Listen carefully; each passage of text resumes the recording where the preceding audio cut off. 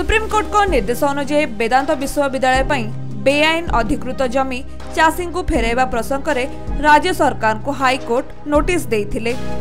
पुरी जिले में वेदांत विश्वविद्यालय पर बेआईन भाव चाषी अधिकृत होइथिबा जमी सुप्रीमकोर्ट को निर्देश सत्वे कहीं फेरस्त होना यार जवाब 8 सप्ताह मध्य देवाई हाईकोर्ट राज्य सरकार को नोटिस देइछंती। पूर्व सरकार वेदांत विश्वविद्यालय प्रतिष्ठा पर अनिल अग्रवाल फाउंडेशन को 7000 एकर जमी बेआईन भाव अधिग्रहण कर सहित चाषी जमी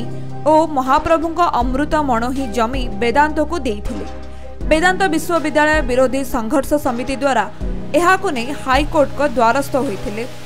सुप्रीमकोर्ट को राय जोगु पुरी रे वेदांत विश्वविद्यालय बंद होइथिले भी पूर्व सरकार अधिकृत जमी फेराइबा को कौनसी पदक्षेप नहीं नथिले। 2006 मसीह वेदांत विश्वविद्यालय राज्य सरकार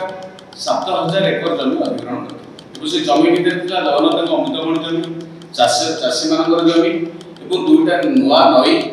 संगे जो अभयारण्य अच्छी पूरी बेलाभूमि अभयारण्य ये सहित संपर्क हाराने 15000 एकर सरकार दखल करा कि 7000 जमी दखल कर जबरदस्ती सरकार जमी कले चाषी मान अत्याचार कले मिछ केस कर जेल पुरे बड़ आंदोलन है से चाषी मान वेदांत विरोधी वेदांत विश्वविद्यालय विरोधी संघर्ष समिति बाध्य हाईकोर्ट गले। हाईकोर्ट शुणाणी कलापर 2010 मसीह हाईकोर्ट या रद्द करदे वेदांत विश्वविद्यालय से हो पार सरकार जो जमी अधिग्रहण बेआईन समस्त सरकारी नीति नियम को उल्लंघन कर सबुठ जो दुईटा नुआ नई और अभयारण्य यहाँ के कौन कार्य हस्तांतर कर वेदांत विश्वविद्यालय और सरकार दुई जन को सुप्रीमकोर्ट दीर्घ 11 वर्ष धरी केस शुणाणी सरला 2023 मसीह सुप्रीमकोर्ट में 2023 मसीह सुप्रीमकोर्ट फाइनल जजमेंट आसला जे सुप्रीमकोर्ट जो ओडिशा हाईकोर्ट जो ऑर्डर करथिले जजमेंट देथिले कायम रखिले एवं वेदांत विश्वविद्यालय होइथिबा जमी अधिग्रहण संपूर्ण बेआईन बोली दर्शाया सहित राज्य सरकार अहैतुक अनुकंपा दखाई लोकंकर एवं जगन्नाथंकर जमीटा को बिक्री करने एक असाधु मेंट माध्यम सरकार एभली एक जमी हस्तांतर कर जहाँकि केवल गणतांत्रिक देश में विरल घटना सुप्रीमकोर्ट दर्शाई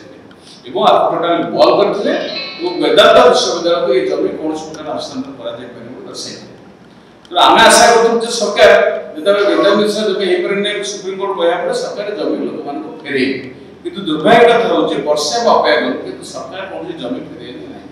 नहीं डायरेक्ट विजिलेंस दिले केस जे एतरे बहुत दुर्नीति मोटा अंतर राजनीतिक चंदा नहीं नवीन पटनायक सरकार ये मूल्यवान जमी वेदांत को टेक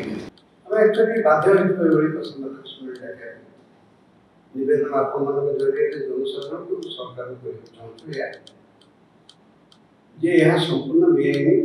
सुप्रीमकोर्ट 3टा कथा कहछि इम्पोर्टेंट 3टा कथा आपको कहछि सुप्रीमकोर्ट जहाँ आम उठी वेदांत जे फ्रॉड ऑर्गेनाइजेशन वेदांत संगठन साधारण पब्लिसिटी कर अभिज्ञता ना सी गोटे विश्वस्तरीय यूनिवर्सिटी कहला यह संपूर्ण एक फ्रॉड ओके ये आम कहूँ ये सुप्रीमकोर्ट आम ठीक और सुप्रीमकोर्ट ये समस्त कथा विचार कला वेदांत फ्रॉड ऑर्गेनाइजेशन कथा कहछि वेदांत को 5 लाख टंका फाइन जोरिमाना करछि। ब्यूरो रिपोर्ट खबर ओडिशा।